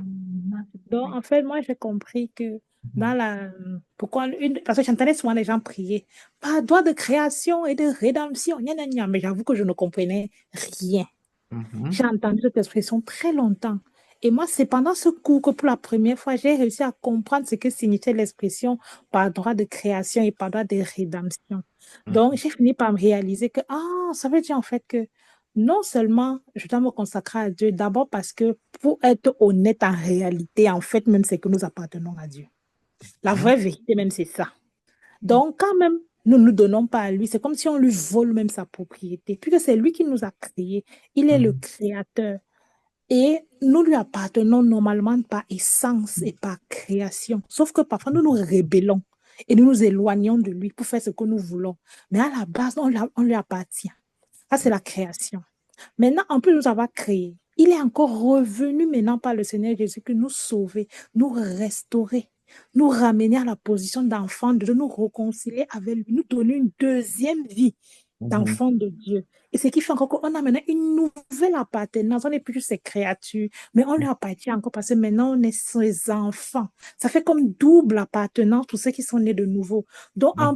encore à plus forte raison, si il t'a encore racheté d'abord parce que tu étais esclave de Satan, il t'a libéré, il t'a racheté. Donc maintenant, il est ton propriétaire, il t'a restauré, il t'a redonné la vie. Tu lui appartiens même encore par ça. Donc, l'une des raisons même pourquoi nous devons euh, nous donner à Dieu, moi j'avais même de dire que c'est juste lui, c'est juste lui donner euh, ce à quoi il a droit. C'est juste remettre les choses en ordre. Parce qu'à l'origine, nous ne nous appartenions pas. C'est lui qui nous avait créés, mais c'est nous qui nous sommes rebellés pour nous éloigner. Donc, en fait, c'est remettre même les choses dans le bon ordre. C'est revenir en tant que ces propriétés de Dieu que nous étions déjà. Et revenir dans cette position de dépendance totale et d'appartenance totale à lui. Voilà une des raisons pour lesquelles nous devons Nous consacrer. nous consacrer. Bon, après, je vais que, bon, comme tu dis que, voilà, tu as dit qu'on regarde l'écran. Après, tu as dit que, bon, bon, peut-être je vais laisser quelqu'un d'autre veut parler. Je m'arrête. Sinon, je pouvais Non, parle, continuer. parle. Si quelqu'un d'autre va ajouter, va compléter. Voilà. Et aussi parce que dans le monde spirituel, il n'y a pas trois propriétés. On ne peut pas dire, moi, bon, et ça tombe très bien. Une fois, j'ai prêché l'évangile à un jeune garçon et je lui ai expliqué que Dieu veut vraiment diriger sa vie, Dieu veut se donner, Dieu veut qu'il lui donne sa vie. Est-ce qu'il sait même pourquoi il a été créé, que Dieu l'a créé pour un but? Et il me disait que non, non, dès qu'il entend là, lui, il ne veut pas que quelqu'un vienne diriger sa vie. Il veut être libre. Voilà Mhm. vraiment ce qu'il m'a dit que non, il ne se sent pas prêt à céder sa vie à quelqu'un, à Dieu. Maintenant, non, non, non, il veut la liberté. Et je lui ai dit que ce que tu ne sais pas, c'est que tu n'es même pas libre. Tu crois que là où tu es là, c'est toi qui gères ta vie. Je lui ai dit, en réalité, hein, c'est le diable qui gère ta vie. Parce qu'il n'existe pas de territoire, de troisième territoire dans le spirituel. Il n'y a pas Dieu, le diable et toi. Là où tu ne donnes pas, si Dieu ne dirige pas ta vie, si tu n'appartiens pas à Dieu, tu appartiens à Satan. Il n'y a pas de j'appartiens à moi, même spirituellement, là, tu n'as pas de territoire. Donc, l'une des raisons pour lesquelles nous devons nous consacrer à Dieu, c'est parce que si tu n'appartiens pas à Dieu, tu n'es pas la propriété exclusive de Dieu, alors tu es la propriété de Satan. Tu as donné les droits à Satan. Tu ne donnes pas tous les droits à Dieu sur ta vie à 100%. Tu as donné à Satan les droits à 100%. Et c'est Satan qui va t'utiliser.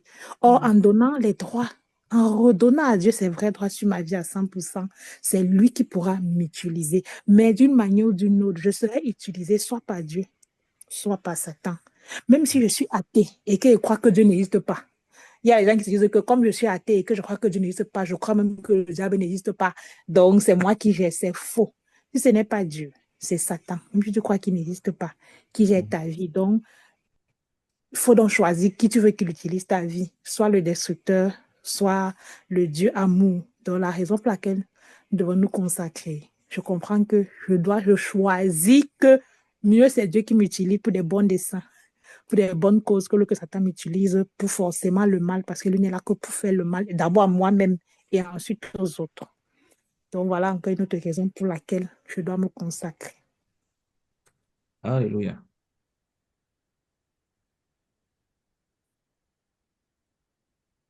Bon, moi, je laisse les Ok. autres si quelqu'un veut ajouter. Non, je Ok. pense qu'il y avait une troisième raison, c'était la Mhm. récompense. Non, c'est le fait que Dieu peut Dieu ôter, peut ôter ce qui n'est pas pas consacré. consacrer. Mhm. C'est-à-dire que Dieu peut se servir parce qu'il est tout puissant. Il n'a pas à venir te consulter. Dieu peut décider de se servir. Donc, ce que tu refuses de lui donner, il peut décider de le prendre. Il peut décider de le prendre. Qui va l'en empêcher? Qui va lui dire que tu fais mal? Comme on voit souvent les gens qui disent, oh vraiment, c'est pourquoi Dieu, tu as fait ça? Comme s'ils pouvaient répéter ça devant Dieu. Oh, pourquoi est-ce que Dieu, tu as fait ça? Pourquoi est-ce que Dieu, vraiment, Dieu, votre Dieu, je vois souvent des gens qui écrivent, vraiment, votre Dieu qui accepte que les enfants souffrent, votre Dieu qui fait ceci, votre Dieu là, c'est quel genre de Dieu qui accepte ce genre de choses? Accuser Dieu. Dieu ne nous consulte pas, il est tout puissant, il n'a pas de comptes à nous rendre. Et les chrétiens commencent à vouloir défendre Dieu, vouloir le justifier. Non, on ne se place pas devant un non-croyant qui accuse Dieu pour commencer à vouloir défendre Dieu. On lui prêche l'évangile du salut de Jésus-Christ. Ce dont le non-croyant a besoin, c'est d'accepter Christ dans sa vie. Euh, Ah, pas facile. oui, Non, Cédric. non, je pensais, je dis, c'est pas facile parce que moi, j'essaie d'évangéliser mon voisin, là, qui est musulman, justement, et bah, à chaque fois, bon, au début, il semblait plutôt ouvert d'esprit et tout, mais c'est de l'inviter à l'église, tout ça, mais Mhm, non, pas vraiment. Donc, je suis un peu déçu parce que, bon, j'espérais l'amener au Seigneur, mais mhm. Non, voilà. il faut faire la différence et faire très attention. L'évangélisation, ce n'est pas comment dire, je ne dis pas que c'est ce que tu fais, je donne juste un conseil. L'évangélisation, ce n'est pas un changement de religion. C'est-à-dire que il faut que les personnes confrontent leur propre vie.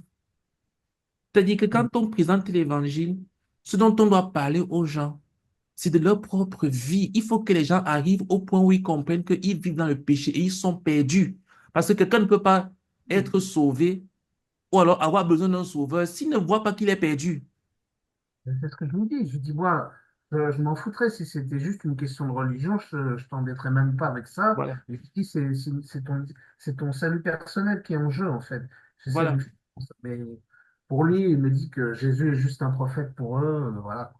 Ah oui, oui, les musulmans, oui, c'est compliqué. Ouais, Pour eux, c'est Ah, Issa. lui, ça en fait. C'est Issa et c'est compliqué. Oui. Aucun problème, faut prier, faut prier. Mhm. La prière va ouvrir le c'est cœur. vraiment. Hmm. La prière va ouvrir le cœur. Faut continuer à prier. Et surtout, et surtout, développe la vie de Christ. C'est-à-dire que développe la vie, le caractère, c'est-à-dire la marche. Parce que les gens observent beaucoup, même s'ils ne disent pas. Surtout quand c'est un voisin. Les Mhm. gens observent beaucoup et dans les moindres détails. Tu peux parler beaucoup de Dieu, parler beaucoup de choses, mais la personne va t'observer sans te dire, dans les petites choses, comment est-ce que tu te comportes, ton genre de langage, les choses qui t'amusent, ce que tu ris, ce que tu fais, comment est-ce que tu t'assois, comment est-ce que tu te lèves, comment est-ce que tu manges, comment... Beaucoup de choses. C'est pas notre Et comportement. c'est Oui. dans ce détail-là Mhm. que l'impact se fera. Mhm. Ouais, C'est j'essaie pas- d'évangéliser Voilà. ma famille, mais j'y arrive pas parce qu'ils voient que. Ma mère, elle me l'a dit, elle m'a dit, bah, ton Dieu, là, qu'est-ce qu'il fait pour toi? Tu es toujours dans la galère, t'as pas de boulot, t'as pas de fric, ceci.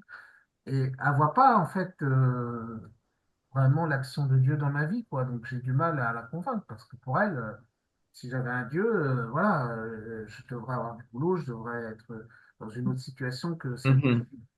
C'est Voilà. compliqué de lui expliquer que bon, Et qu'il donc faut que déjà l'exemple, comment dire, parce que les gens ont une mauvaise définition de la vie chrétienne. Et quand tu passes sur cette base-là, c'est-à-dire que beaucoup de personnes comprennent la vie chrétienne comme étant une vie parfaite où tout est en rose. Non, il faut que les gens voient la réalité de Christ. Et, et tu le fais non pas en leur faisant face, c'est-à-dire quoi? C'est-à-dire que tu auras plus d'impact sur tes voisins, sur ta famille, qui que ce soit, non pas en leur faisant face eux, mais en faisant face à Dieu. C'est-à-dire quoi? C'est-à-dire que non pas en leur parlant beaucoup de Dieu, mais c'est en parlant plutôt à Dieu beaucoup d'eux. Mhm. C'est-à-dire que si tu passes plus de temps à parler de Dieu, qu'est-ce que c'est dit? Si tu passes plus de temps à parler de ta mère à Dieu, tu auras plus d'impact sur elle que si tu passes plus de temps à lui parler de Dieu à ta mère. Si tu passes plus de temps devant Dieu pour lui parler de ton voisin, la transformation sera plus rapide que si tu passes plus de temps à parler à ton voisin de Dieu. Ah, c'est intéressant. crois pas, ouais, c'est vrai. Voilà, c'est la Ouais. raison pour laquelle le Seigneur Jésus-Christ, dans l'évangile de Marc, on explique bien que avant qu'il ne sorte prêcher, avant qu'il ne fasse beaucoup de choses, il se réveillait très tôt le matin pour aller chercher un lieu désert où il faisait quoi? Il priait. Et quand on le cherchait et qu'on le trouvait, on lui disait, tout le monde te cherche. Et qu'est-ce qu'il disait? Il disait, allons dans les villages voisins et tout pour prononcer l'évangile parce que c'est pour ça que je suis sorti. Donc, il sort le matin, il rencontre Dieu, il prie, il traite avec Dieu de toute sa journée et maintenant, il se présente devant l'homme. D'accord. Donc, plus d'impact. Il y a un monsieur tout à l'heure, Martine parlait de Washmani. Washmani, quand il a cru, il était encore élève. Il a prêché à ses camarades de classe. Personne ne croyait. Personne ne croyait. Il a prêché, il a fait tout. Et il marchait avec Dieu. Il était sérieux. Personne ne croyait. Il est parti voir sa dirigeante spirituelle. Et il lui a dit de prendre un petit cahier, un petit carnet, de noter le nom de tous ses camarades. Je crois qu'ils étaient entre 72 et 74. Je ne sais plus combien le nombre. Normalement, Martine, tu devais me corriger si je me trompe, c'est parce que tu viens de lire.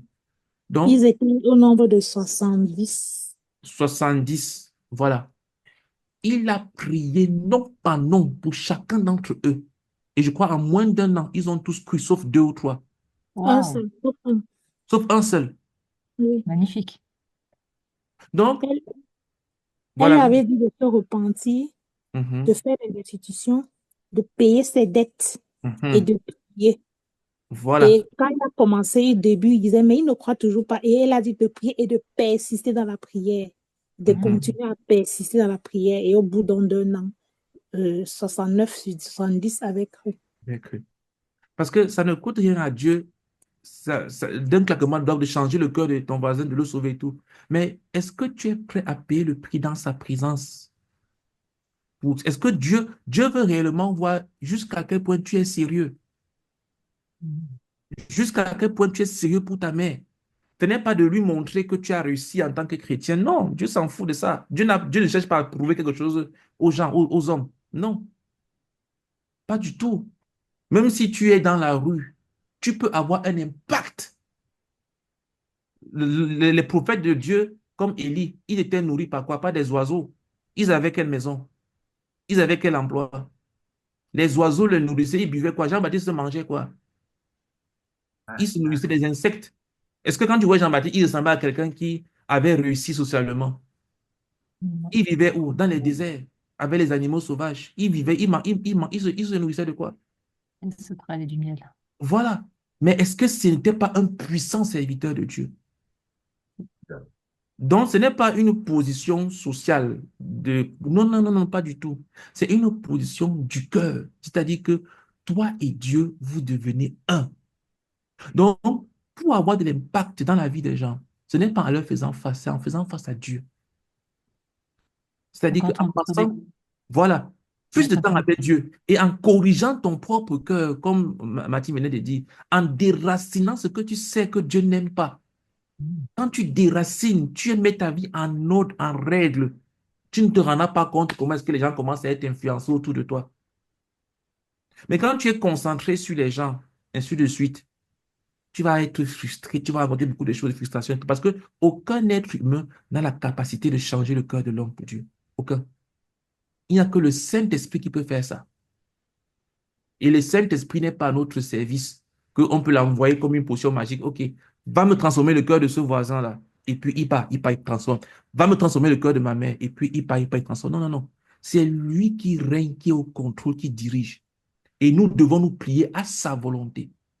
C'est pour ça que tu dois aller devant lui, dans sa présence, laisser qu'il traite ton cœur et déraciner de ton cœur les choses qu'il ne veut pas voir et être correct envers lui et prier pour ces personnes et tu verras comment est-ce que leurs vies seront transformées. Aussi simple que ça. Hmm. Amen, Cédric. Merci. Amen. Mhm. Amen. Victoire, Victoire, profite au Amen, passage. amen. Bah, c'est une bonne recette, hein. Tu m'as bien enseigné ce soir, hein, Jerry, hein. Merci, parce que moi-même, je faisais l'erreur de parler de Dieu à des pauvres personnes, pour ainsi dire. Mais maintenant, je sais qu'il faut que moi-même, je règle mon cœur. Et une fois que les mauvaises choses sont parties de mon cœur, alors je parle de ces personnes à Dieu. Victoire, tu es souvent dans les extrêmes. Jacques, c'est bien comme tu parles pour que je puisse toujours corriger. Je n'ai Mais pas dit qu'il ne faut pas parler de Dieu.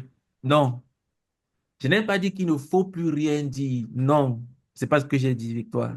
Ce que je suis en train de dire, c'est que il faut passer plus de temps d'accord, devant plus de Dieu. temps. Il faut parler plus à Dieu de ces personnes que tu ne parles de Dieu à ces personnes. D'accord. Je peux continuer à leur parler de Dieu. Continue à parler, à leur parler de Dieu D'accord. seulement, parle d'eux à Dieu beaucoup plus. C'est-à-dire que Voilà, d'accord. si tu leur parles de Dieu une fois, parle D'accord. d'eux à Dieu au moins 5 fois.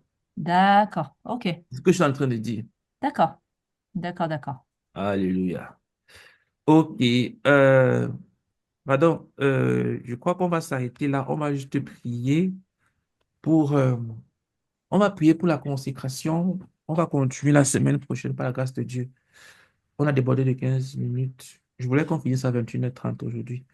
Euh, je ne sais pas, Cédric, tu m'as compris, tu as posé une question, je n'ai pas entendu ton retour. Non, mais c'est effectivement, je Tu as vais saisi- essayer. Est-ce que tu as saisi ce que j'ai expliqué? Oui, c'est d'inverser en fait le processus, quoi. Voilà. C'est-à-dire prier pour Passer plus de temps avec Dieu. Dieu. Oui. Comment? Passer plus de temps avec Dieu qu'avec les hommes. Ouais, Voilà. Plus tu as le fardeau pour une personne, parle plus de cette personne, parle plus de cette, comment dire, à Dieu de cette personne-là. Plus tu veux voir que quelqu'un a été transformé, pendant que tu parles à la personne, mais réellement, si tu veux réellement vérifier que ton cœur est sérieux, tu le verras dans le temps que tu passes à parler à Dieu de cette personne-là. Et plus tu le feras, et plus toi-même tu verras comment est-ce que la personne sera transformée, parce que tu pries pour elle. ouais, ça, c'est ça que je voudrais voir vraiment. Voilà. Donc, Ouais. continue. Quand moi Mm. j'ai cru, mes parents étaient farouchement opposés contre moi. Mon père ne voulait même pas entendre parler. Même pas du tout. Il n'y avait pas moyen de prononcer, c'est-à-dire que de parler de Dieu avec lui. Pourtant, c'était un catholique fervent. Il est toujours. Mais il s'était farouchement opposé. J'ai reçu beaucoup de choses, de remontrances, ainsi de suite. Mais aujourd'hui, c'est lui qui veut que je vienne pour prier avec lui, parler avec lui, partager la parole de Dieu avec lui. Aujourd'hui, il est un enseignant dans son église. Aujourd'hui, c'est lui qui me demande des explications, 20 ans après, des explications de lui expliquer certains passages de la Bible. Ce qui était avant une abomination à ses yeux. 20 ans après. Waouh. Ah oui, il y a une transformation là. Alors qu'au départ, c'était l'eau et le feu. Non, il faut rester. Je ne dis pas que c'est déjà fini, non. Je veux seulement dire que les choses sont en train de changer.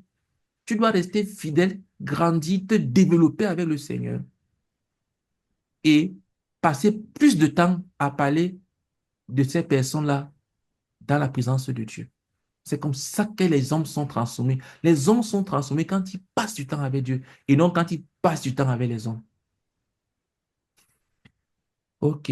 Pardon. Prions que le Seigneur nous accorde à chacun d'entre nous de voir la nécessité de se consacrer de façon active. C'est-à-dire, tu dis, Seigneur, je me donne vraiment à toi, pas de façon passive. Beaucoup de gens disent qu'ils sont donnés à Dieu, mais ça ne signifie pas grand-chose pour eux. À cause du temps, on ne peut pas voir la suite. Mais prions que le Seigneur accorde à chacun d'entre nous de,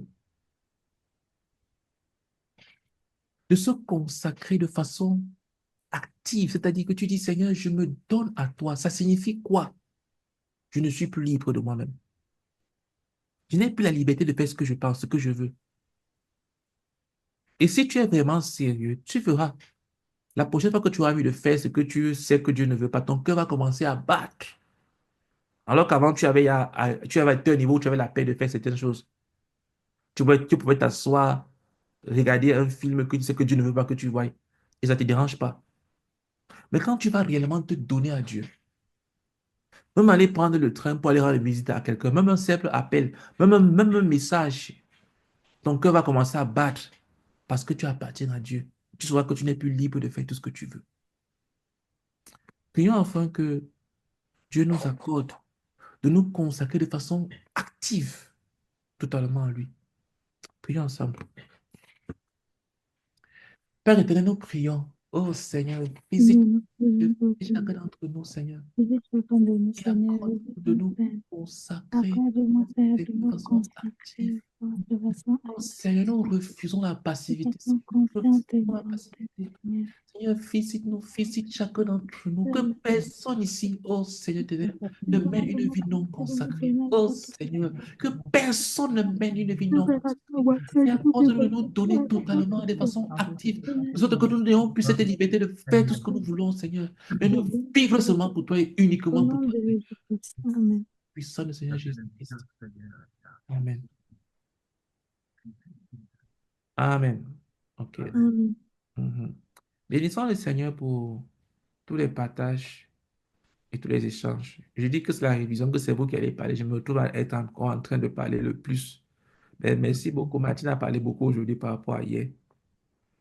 Hier, c'est Jisoo qui a parlé. Hier, elle est dormie un peu. Aujourd'hui, elle était éveillée. On a bénéficié. Je n'ai pas entendu la voix de Eunice. Je n'ai pas entendu la voix de Erika. Fadani nous a trompés au début. Patricia Febani, elle a parlé un peu et puis elle est partie. Donc, je ne sais pas si Eunice et Erika sont toujours connectés. Bon. Erika, tu es connectée. Je n'ai pas entendu ta voix. OK. Ou bien ce n'est que chez moi. Je vois elle ouvre le micro, mais je n'entends rien. Bon, peut-être que c'est moi qui dérange.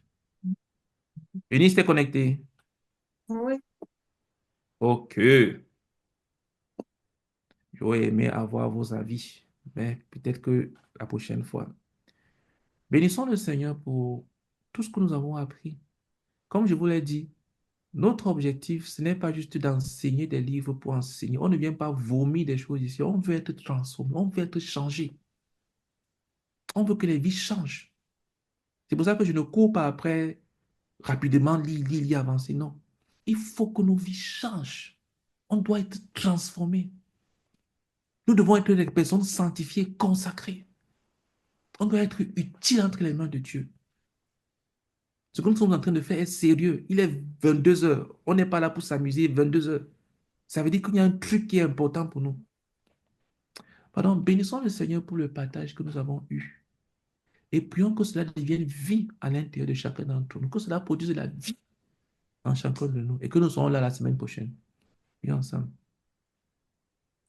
Seigneur Seigneur, Dieu, nous te merci afin de bénissons ce que nous avons et nous te obtenu. rendons De grâce. faire la provision de la Merci vie, grandement, Seigneur. Père, pour tous les échanges, Seigneur, toutes les merci pour partages que les nous échanges, avons eus. merci pour les rappels, merci Merci pour pour les la partages de votre présence service. de Merci Mathieu, pour de de Denis, chaque personne de qui est Victoire, de venue Céline, de participer Patricia, au de nom de Eva. Jésus. Amen. Merci pour ma présence, merci pour ta présence, Seigneur. Merci pour tout ce que tu nous as enseigné. Seigneur, je prie que cela devienne vie en chacun d'entre nous. Que cela ne soit point volé, que cela porte du fruit. Oh Seigneur, que nous soyons transformés, que nous soyons transformés transformés et que nous entrions dans une véritable expérience de ce que nous avons appris ce soir. S'il te plaît, par la capacité que tu as de t'assujettir toutes choses, c'est nos cœurs sont devant toi pour être transformés. Oh Seigneur, ramène-nous ici la semaine prochaine, encore plus nombreux, Seigneur. Merci grandement, Père, au nom de Jésus-Christ. Amen. Amen. Amen. Merci à vous tous. Passez une très bonne soirée. Que le Seigneur vous bénisse. Merci, pareillement. Bonne soirée. Bonne soirée. Bye bye. Bonne soirée. Bye. Mhm.